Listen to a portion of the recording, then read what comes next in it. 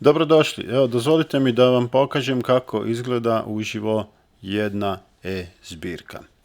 Znači, zbirkama pristupate preko naše web stranice. Da biste vidjeli vaše proizvode morate biti ulogirani i odete na moj račun. Tu imate sve one e-zbirke ili video na zahtjev ili online seminare. Ovdje ima samo jedan, pa evo da vidimo kako to izgleda kad ih ima malo više. Znači, kad imate više tih zbirki ili više dokumenata, znači sad imamo HR zbirka, e-zbirka, krizno komuniciranje, Excel online i raznih drugih stvari. Ali evo, ja bih vam sada pokazao kako izgleda jedan primjer, jedna zbirka. Znači, HR zbirka, prvi dio, to je sistematizacija radnih mjesta. Ona ima i selekciju, onboarding, ima i treći dio praćenja ocjena radnog učinka. Znači, ja ću vam sada pokazati kako izgleda primjer sistematizacije radnih mjesta, kako izgleda ta HR zbirka. Znači, morate biti ulogirani, moj račun i idete na vašu zbirku. Ja ću sad otvoriti sistematizaciju radnih mjesta.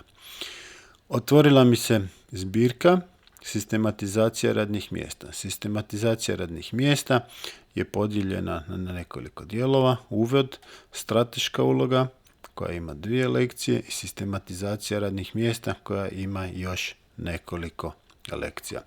Ulazim ili sa pritiskom ovaj button continue ili pritiskom na prvu lekciju koju sam odabrao. Lekcije se ne moraju gledati redom, možete i preskakati.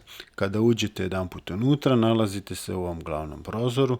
Sa lijeve strane imate navigaciju po lekcijama i vidite točno gdje ste, a sa desne strane imate vaš content. Ako vam nije dovoljno veliko, uvijek možete kliknuti ovu strelicu i raširiti taj prozor i ostati samo sa time otvorenim. Uvijek kad dođete do nečega, onda možete kliknuti complete. Ok, recimo complete. Odnosno automatski baca me na sljedeću lekciju. I sad gledam sljedeću lekciju koja ide. Opet dolazim, idem na sljedeću lekciju. Uvijek mogu pogledati, otvoriti da vidim gdje sam. Aha, tu sam. I sad mogu čitati dalje sve ono što se tu dešava i što se tu radi. Tako da kad prolazite kroz, čitate dinamikom, brzinom kako vama paše i ponavljate onoliko puta koliko vama paše. U samoj e-zbirci na raznim mjestima imate i priloge. Te priloge preuzimate, znači tu vam piše preuzmite dokument, taj. Kliknite preuzmi, recimo ovaj tu, upitnik za analizu radnih mjesta, stavit ćemo ga recimo na desktop. Evo, da vidimo šta smo to preuzeli. Sa Wordom, sa vašeg računala, budući da je došao dokument sa interneta, onda vas Word traži da kliknete Enable Editing, da ga možete uređivati. I sad tu imate sve što je to, evo da ja to malo povećam. Evo ga, to je sad cijeli taj dokument kako on izgleda. Ima nekoliko stranica. Ja ne znam šta radi upitnik za analizu radnih mjesta, ali naš predavač i vjerujem vi ako vam treba značite čemu to služi. Znači, isto tako idete dalje, čitate vašu zbirku, vidite šta tu piše, pronalazite one predloške ili template koje vam trebaju, ne znam, organigram, katalog poslova.